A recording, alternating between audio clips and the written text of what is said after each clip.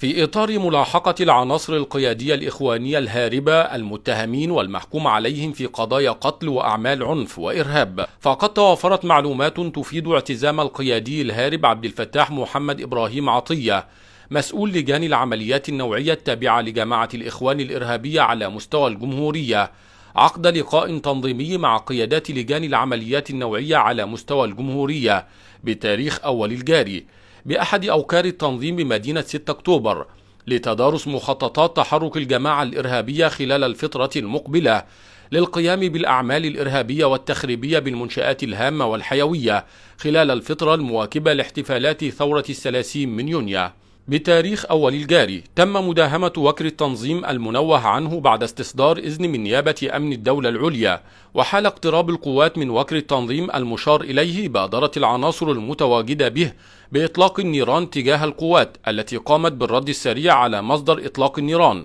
ونتج عن المواجهة مقتل قيادي التنظيم عبد الفتاح محمد إبراهيم عطية المحرك الأساسي للجان العمليات النوعية على مستوى الجمهورية، والمطلوب ضبطه على ذمة 7 قضايا إرهاب، ومقتل 8 عناصر قيادية من مسؤولي لجان العمليات النوعية على مستوى الجمهورية، من بينهم 2 محكوم عليهما بالإعدام في قضايا عنف، والباقين مطلوب ضبطهم على ذمة العديد من قضايا الإرهاب. ونتج عن التعامل إصابة 3 من القوات.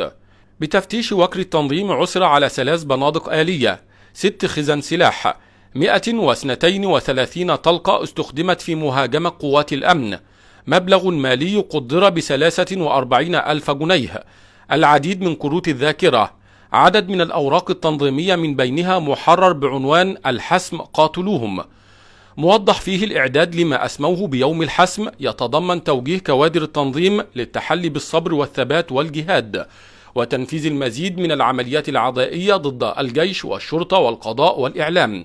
ويطلع بتنفيذ ذلك المخطط عدد من المجموعات من بينها مجموعات الإرباك تستهدف إفقاد سيطرة الدولة على النواحي الاقتصادية والحيوية والمجتمعية، المجموعات المتقدمة ويتم اختيارها من بين عناصر الجماعة من تتوافر فيهم القدرة البدنية والانضباط والكتمان والسرية، وتكليفهم بتنفيذ عمليات عدائية وإرهابية متقدمة ومتطورة. وتشير المعلومات الأولية إلى اطلاع تلك المجموعة بالتخطيط والإعداد وتوفير الدعم المادي لكافة أعمال العنف والاغتيالات التي تمت مؤخرا، وتطلع الأجهزة الأمنية باستكمال فحص المضبوطات والأدلة المادية التي عثر عليها بحوزتهم، والتي قد تساعد في الكشف عن مرتكب حادث استشهاد السيد النائب العام.